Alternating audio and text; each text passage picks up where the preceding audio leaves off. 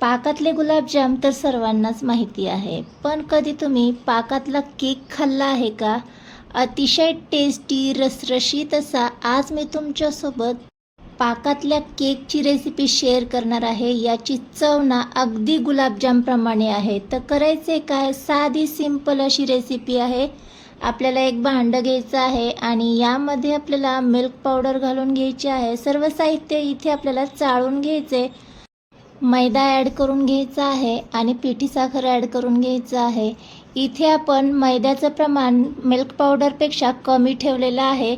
Baking powder आणि baking सोडा यामध्ये घालून घेतला। वेलची पावडर आणि चिमूटभर मीठ घालून घ्यायचे आणि हे आपल्याला चाळून घ्यायचं आहे।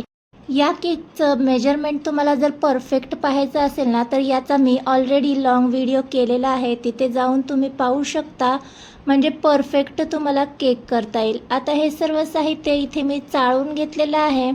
आता यामध्ये आपल्याला 1/4 कप इतकं तेल ॲड करून घ्यायचं आहे। हे जे रेग्युलर स्वयंपाकाचं तेल आहे ना, तेच तेल इथे मी घेतले। तुम्ही इथे तूपही वापरू शकता। फक्त तूप वापरत असताना मेल्ट करून ते कोमट करून यामध्ये ॲड करायचं। दही घालून घेतलं, छान असं एकजीव करून घेतलेलं आहे। आता जसं गरज पडेल ना, तसं थोडं थोडं पाणी घालून आपल्याला या पद्धतीचं बॅटर तयार करून घ्यायचं आहे। परफेक्ट झालं।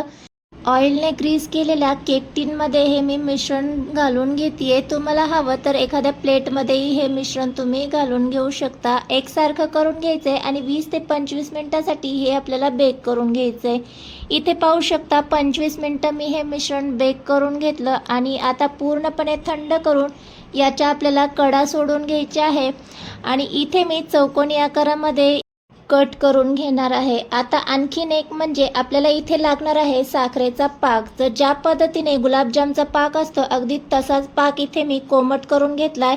हा पाक आपल्याला या केकवर पसरवून घ्यायचा आहे आणि अर्ध्या तासासाठी हे आपल्याला सोक होण्यासाठी बाजूला ठेवून द्यायचे। तर अर्ध्या तासानंतर याला आवडीने गार्निशिंग करून घ्यायचे। इथे माझ्याजवळ सिल्वर वर्क आहे, त्यामुळे मी त्याने गार्निशिंग करून घेतले आणि आता आपण हे सर्व करून घेणार आहोत। तर इथे पाहू शकता खूप सुंदर असा आपला गुलाबजामचा केक तयार झालेला आहे। इथे आपण आता सर्व करून घेणार आहोत। तर आवडीनुसार गार्निशिंग करून घ्यायचं आहे। अगदी परफेक्ट रसरशीत असा गुलाबजामचा केक इथे आपला तयार झालेला आहे। यापूर्वी तुम्ही कधीही या पद्धतीने गुलाबजामच्या टेस्टमध्ये केक खाल्ला नसेल तर एकदा ही रेसिपी नक्की ट्राय करा आणि रेसिपी जर आवडली असेल तर रेसिपीला लाईक करा। चॅनलवर नवीन आला असाल तर सबस्क्राईब केल्याशिवाय जाऊ नका। बाय।